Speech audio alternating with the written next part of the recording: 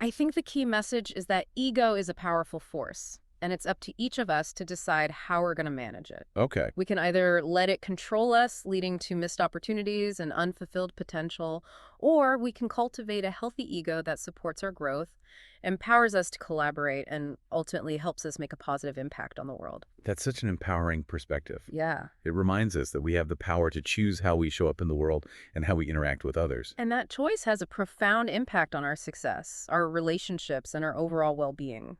As we're talking about this, I'm realizing that managing our ego is an ongoing process. It's not something we figure out once and then we're good to go. Right. It requires constant self-reflection awareness and a willingness to course correct when needed. You're absolutely right. It's a journey, not a destination. And like any journey, there will be ups and downs, challenges and triumphs. But it sounds like the rewards of cultivating a healthy ego are well worth the effort. Without a doubt, when we're able to manage our ego effectively, we open ourselves up to a world of possibilities. We become more receptive to learning, more collaborative in our approach, and more impactful in our endeavors. This has been such an insightful conversation. It has. I feel like I have a whole new perspective on ego now. It's not just this negative force to be suppressed, but a complex aspect of ourselves that we need to understand and manage. I'm so glad to hear that. And I think that's a key takeaway from our deep dive today. Yeah. Ego isn't inherently good or bad, is how we choose to use it that determines its impact on our lives.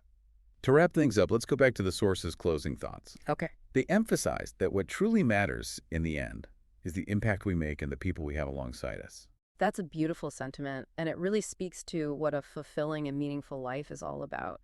When we strip away all the ego-driven pursuits, the need for validation, the accolades, what truly remains are the connections we forged and the positive difference we've made in the world. It's a powerful reminder that our legacy is not defined by our ego, but by the love we share and the positive impact we have on others. So well said. Well, thank you for joining us on this deep dive into the complexities of ego. It's been a truly thought-provoking conversation, and I hope our listeners have gained some valuable insights that they can apply to their own lives. It's been a pleasure exploring this with you and our listeners. And to our listeners, if this conversation resonated with you, we encourage you to continue exploring this topic. Think about your own relationship with your ego, how you can harness its power for good, and how to avoid its potential pitfalls. Remember, the journey of self-discovery and growth is ongoing. And by cultivating a healthy ego, you can unlock your full potential and create a life that is both successful and fulfilling.